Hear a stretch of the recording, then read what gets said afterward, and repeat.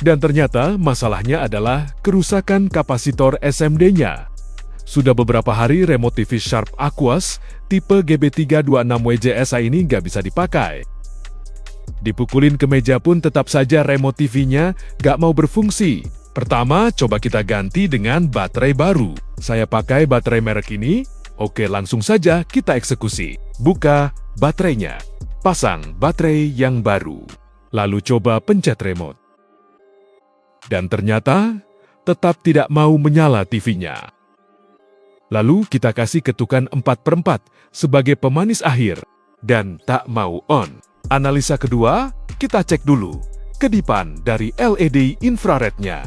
Dan tidak ada kedipan yang terlihat lewat kamera HP. Kalau baterainya sudah baru, kemungkinan penyebab lain adalah jalur power terputus atau komponen yang malfungsi. Langkah selanjutnya adalah kita buka total remote-nya dan cek board remote-nya. Buka dulu baterainya, dan di dalamnya hanya ada satu baut kecil.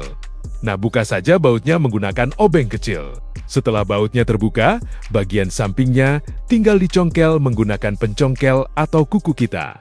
Setelah terbuka, hal pertama yang bisa kita lakukan adalah visual inspection. Kita lihat apakah ada komponen yang hitam, kita raba apakah ada komponen yang panas. Dan wow! Panas menyengat di bagian area dekat LED infrarednya. Panasnya di sekitar transistor driver LED infrared dan di sekitar kapasitornya. Nah, untuk memastikan apakah panas itu valid, kita coba lagi pasang baterainya dalam kondisi casing terbuka. Jangan pasang terlalu lama, takutnya bisa merusak komponen yang lain. Nah, sekalian kita tes ulang, apakah ada kedipan? Ternyata nggak ada. Dan setelah diraba panasnya, memang tinggi di area komponen kapasitor dan transistor SMD. Nah, sebenarnya ini adalah cara paling mudah menemukan komponen short. Sedangkan cara yang lebih advance, bisa kita gunakan power supply menggunakan mode overcurrent protection untuk memastikan komponen short. Kita akan bahas itu di segmen selanjutnya. Untuk menghemat waktu dan kemungkinan kerusakan merambat, kita putuskan mengganti komponen di outputnya, mulai dari transistor driver, LED driver, dan kapasitornya. Komponen ini bisa ditemukan di marketplace, harganya pun sangat murah, lebih murah dari harga ongkos parkir di Indo April.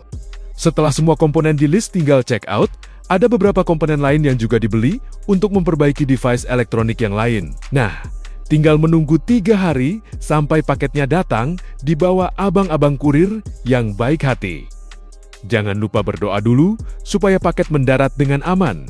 Jangan lupa minum kopi hitam supaya sehat dan on terus untuk bisa subscribe, komen, share channel Teknotips biar lebih semangat lagi membuat konten. Ingat juga nyalakan lonceng notifikasi agar tidak kelewatan konten-konten menarik lainnya. Paket. Nah, abang-abang kurirnya sudah datang membawa paketnya dengan aman. Selanjutnya, tinggal kita unboxing dan lihat kelengkapan paketnya. Jika teman-teman punya ide konten lainnya, atau mau sharing pengalaman, silakan share di kolom komentar. Nah, langsung saja kita potong dan gunting pembungkus paketnya. Yang terpenting, kita cek transistor, SMD, dan LED infrarednya. Sedangkan untuk kapasitornya, saya akan ambil dari board bekas graphic card komputer. Komponen lain ada kristal osilator,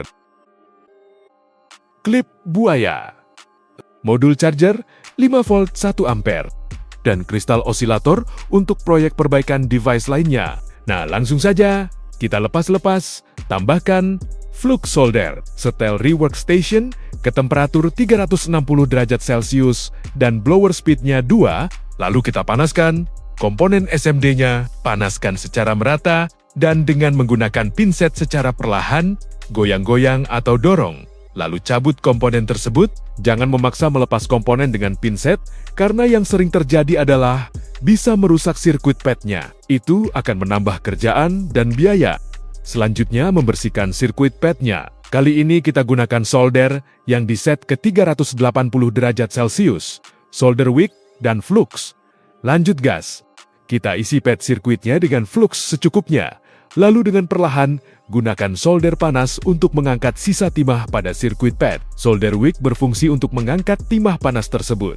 Ulangi langkah ini, aplikasikan flux, lalu bersihkan dengan solder wick dan solder jika pad sirkuit belum bersih. Hal yang perlu diperhatikan adalah jangan menekan solder terlalu kuat karena bisa merusak sirkuit pad. Jika permukaan sirkuit pad sudah bersih, kita lanjut ke tahap selanjutnya, yaitu membersihkan sisa flux dan kotoran lainnya. Untuk membersihkannya, kita gunakan cairan IPA atau isoprofil alkohol. Atau jika tidak ada, kita bisa gunakan Pertalite atau Pertamax atau cairan pembersih kuku milik istri. Basahi permukaan dengan cairan pembersih, lalu sikat perlahan dengan kuas atau sikat gigi bekas. Jika sudah bersih, langkah selanjutnya adalah pemasangan komponen baru. Berikut langkah-langkahnya. Perhatikan dengan seksama. Jangan lupa minum kopi hitam dulu supaya pikiran tetap on. Aplikasikan solder paste ke sirkuit pad. Aplikasikan secukupnya saja. Panaskan SMD rework station ke temperatur 300 derajat Celcius dan blower speed ketiga. Letakkan komponen SMD transistor pada posisinya di sirkuit pad. Perhatikan posisi kaki-kakinya supaya tepat.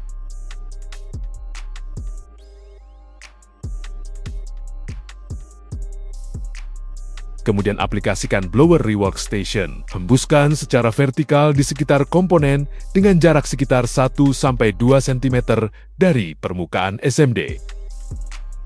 Goyang-goyang komponen dengan menggunakan pinset agar panas merata dan cairan timah merata di bagian pad sirkuit. Beri sedikit tekanan pada komponen dan jika timah sudah merata, angkat blower dan tahan komponen dengan pinset sampai transistor menempel dengan kuat.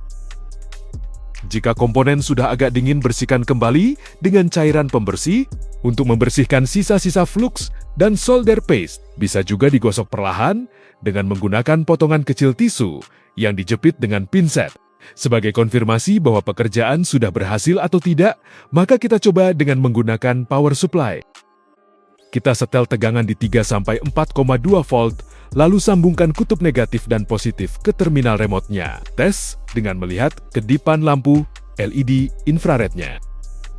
Dan respon kedipan masih belum ada, menandakan pemasangan transistor belum menyelesaikan masalah. Selain itu, komponen masih saja panas, maka kita lanjut dengan metode selanjutnya. Selanjutnya, buka kembali transistor. Kali ini komponen kedua yang kita lepas adalah LED infrarednya. Sebenarnya bisa saja komponen ini masih bagus. Namun agar di kemudian hari tidak timbul masalah di LED-nya, maka kita ganti saja. Untuk proses melepas transistor sama dengan proses sebelumnya. Berikut proses melepas LED infrarednya. Aplikasikan flux pada kaki-kaki aletnya. Panaskan solder sampai temperatur 360 derajat Celcius. Lalu panaskan kedua kaki LED infrared. Kali ini kita gunakan mata solder bentuk pisau agar panas cepat menyebar. Setelah timah meleleh sempurna, congkel satu persatu kaki LED infrared hingga LED infrared terlepas. Untuk menghilangkan sisa timah, kita gunakan penyedot timah untuk menarik keluar sisa timah sehingga lubang bersih. Selanjutnya adalah membersihkan sisa-sisa flux dengan cairan pembersih dan tisu.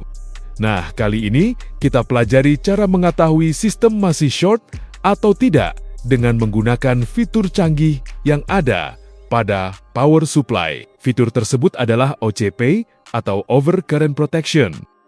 Kita nyalakan power supply-nya, lalu setting tegangan di 4,2 volt dan arus 0,5 ampere. Lalu aktifkan fitur OCP dengan menekan knob current selama 3 detik. Untuk aktifkan fitur OCP ini tergantung jenis power supply-nya. Sambungkan terminal remote ke output power supply, kemudian tekan tombol output power supply untuk melihat apa reaksinya. Jika power supply tiba-tiba trip atau off, itu menandakan sistem proteksi OCP aktif, artinya sistem masih short. Selanjutnya kita nonaktifkan dulu fitur OCP-nya. Itu artinya sistem dibiarkan running short, biasanya komponen yang short akan panas. Sekarang kita praktekkan. Sebenarnya, ada metode mencari short dengan menggunakan Rosin Repair Flux, tapi tidak saya jelaskan di sini. Mungkin di video yang lain jika ada yang komentar ingin belajar menggunakan Rosin Flux. Oke, setelah run beberapa detik, kita raba komponen yang masih short adalah di kapasitor dekat LED infrared. Kapasitor ini panas membara. Jadi, kapasitor ini akan kita ganti dengan komponen kanibal. Langsung saja eksekusi. Aplikasikan flux pada kapasitor tersebut, nyalakan lagi rework station dengan settingan yang sama dengan sebelumnya. Temperatur 360 derajat Celcius dan blower speednya di angka ketiga. Hembuskan blower ke arah kapasitor, fokuskan ke kapasitor saja. Goyang-goyang komponen dengan menggunakan pinset. Jangan dipaksa, tunggu saja sampai timahnya cair atau meleleh. Jika sudah meleleh, goyang-goyang sedikit sampai kapasitornya terlepas. Jika fluxnya kurang, bisa tambahkan lagi, hembuskan lagi, blower ke arah kapasitor. Goyang-goyang lagi dengan menggunakan pinset. Jangan dipaksa. Tunggu saja sampai timahnya cair atau meleleh. Jika sudah meleleh, goyang-goyang sedikit sampai kapasitornya terlepas. Nah, kelihatannya saja mudah melepas komponen SMD, padahal aslinya perlu skill dan feeling. Pokoknya, panasi merata sambil goyang-goyang dengan pinset. Goyang-goyang sedikit lagi. Nah, akhirnya terlepas. Kita cek sirkuit padnya masih aman utuh.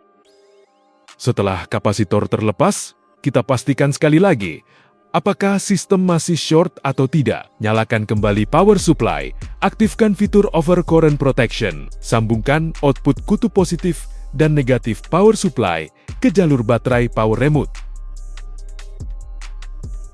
Lalu tekan tombol outputnya power supply. Dan sistem sudah tidak short lagi, ditandai dengan proteksi overcurrent protection yang tidak tertrigger.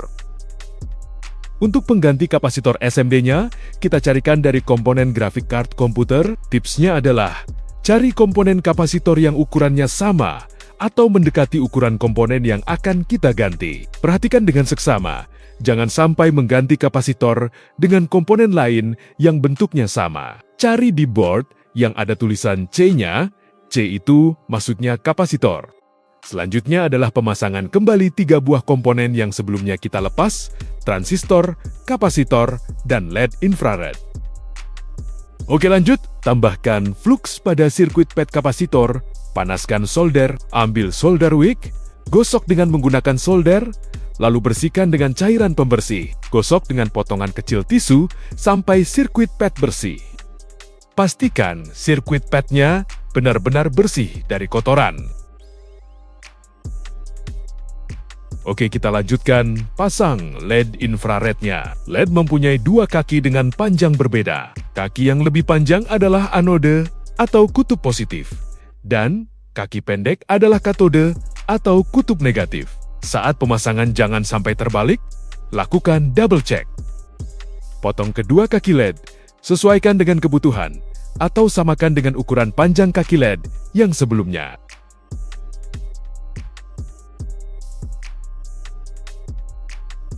Kemudian pasang LED infrared ke posisinya di board remote, pastikan kutub positif dan negatifnya sesuai, jangan sampai terbalik. Aplikasikan flux solder pada kaki-kaki LED di sekitar lubang board remote tersebut. Aplikasikan flux solder pada kaki-kaki LED di sekitar lubang board remote. Siapkan timah solder dan panaskan solder ke temperatur seperti sebelumnya. Nah, lanjut solder kedua kaki LED-nya.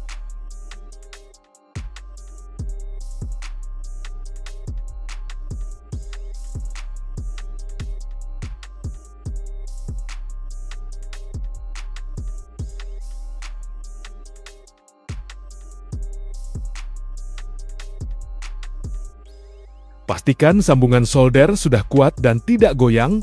Jika masih goyang, solder sedikit lagi. Oke, sekarang sudah kuat dan kokoh. Next, transistor Y1 SMD-nya. Aplikasikan flux solder pada sirkuit pad. Aplikasikan secukupnya di sekitar transistor padnya. Kemudian, tambahkan pasta solder secukupnya. Jika kurang, transistor tidak akan menempel sempurna di padnya. Jika kebanyakan, berpotensi akan meluber ke komponen di sebelahnya. Oleskan secara merata di padnya. Sebenarnya, ada pasta solder kemasan dalam bentuk suntikan kecil. Lebih mudah aplikasi ke sirkuit pad, namun saat ini kita pakai pasta solder oles ini saja. Ada banyak varian, merek dan harga pasta solder di pasaran. Pastikan Anda memilih varian yang tepat sesuai kebutuhan. Dan tentunya ada harga, ada kualitas. Jika dirasa sudah cukup merata, selanjutnya posisikan transistor dengan posisi kaki-kaki yang sesuai. Lalu, panaskan SMD Rework Station pada temperatur 250 derajat Celcius dan airflow ketiga. Jika pemirsa ada yang tertarik mengulas konten tentang SMD Rework Station, mulai dari fungsi, prosedur pengoperasian, varian, merek, dan lain-lain, kita bisa bahas di kesempatan video lainnya. Silahkan tinggalkan jejak komentar. Oke, kita lanjut ke eksekusi. Lakukan penyolderan. Aplikasikan panas secara merata dengan jarak antara 1-2 cm. Sambil memanaskan, tahan transistor dengan pinset sambil digoyang-goyang secara perlahan. Jika timah sudah meleleh sempurna, goyang sedikit transistornya dengan pinset, lalu hentikan blower, tahan sebentar pinset sampai timah membeku. Selanjutnya, komponen terakhir, kapasitor, aplikasikan flux solder ke kapasitor pad sirkuitnya. Lalu aplikasikan pasta solder. Aplikasikan secukupnya saja. Perlu kesabaran ekstra untuk mengerjakan komponen elektronika seukuran anak semut. Pastikan perut sudah terisi, lambung sudah disiram kopi hitam panas sebelum kita mengerjakannya. Pasta solder itu bukan cuma timah cair biasa, pasta solder terdiri dari campuran bubuk timah mikro dan flux. Di pabrik elektronik modern, pasta solder dipakai untuk memasang ribuan komponen SMD hanya dalam hitungan menit. Kalau kualitas pasta jelek, hasil solder bisa retak, korslet, bahkan bikin PCB cepat rusak. Pasta solder juga punya masa expired. Kalau terlalu lama, flux mengering dan daya rekat turun drastis. Menariknya lagi, ukuran partikel timah pada pasta solder menentukan presisi soldering untuk komponen mikro, seperti chipset smartphone, makanya teknisi pilih-pilih pasta solder. Next, letakkan kapasitor di padnya. Untuk pemasangan kapasitor SMD jenis ini, posisi kakinya bisa dibolak-balik, karena tipe kapasitor ini tidak punya polaritas. Di dalam remote TV, komponen kecil kapasitor SMD ini tugasnya penting banget. Kapasitor ini membantu menyimpan dan menstabilkan listrik, sementara saat tombol remote ditekan. Jadi sinyal infrared ke TV bisa tetap stabil dan kuat. Dalam aspek engineering, kapasitor SMD juga berfungsi mengurangi noise listrik supaya remote tidak error atau tombol jadi delay. Kalau kapasitor rusak, remote bisa jadi boros baterai, jarak tembak melemah, atau bahkan mati total. Makanya walau sekecil anak semut, komponen ini sangat penting di perangkat elektronik sehari-hari. Oke, kita lanjut solder kapasitornya. Aplikasikan blower uap pada kapasitor dengan jarak 1-2 cm. Untuk pemasangan komponen kapasitor ini, kita masih setting panas blower uap pada temperatur 250 derajat Celcius. Sedangkan airflow blowernya di setel kedua saja. Mengapa aliran udara disetel lebih kecil? Karena berdasarkan pengalaman, kalau aliran udara terlalu tinggi, komponen anak semut ini akan terbang dan hilang. Jika aliran udara disetel terlalu kecil, maka komponen akan terpapar panas terlalu lama, karena timah mencair dengan lambat. Setelah ketiga komponen terpasang, saatnya kita tes kinerjanya. Sambungkan power supply ke jalur baterai remote.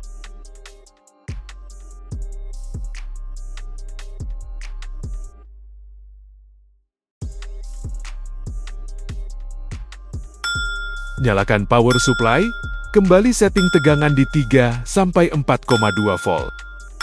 Aktifkan mode OCP-nya, lalu pencet tombol output-nya. Terlihat OCP tidak trigger, itu menandakan sistem sudah tidak short. Untuk konfirmasi, kita tes LED infrarednya lewat kamera HP. Dan sudah mau berkedip-kedip, itu tandanya sudah ada signal lewat LED infrared. Kita ulangi lagi, tes over current protection pada power supply. Tinggal pencet tombol output-nya. Dan sudah berhasil. Langkah selanjutnya, kita akan tes langsung ke TV-nya.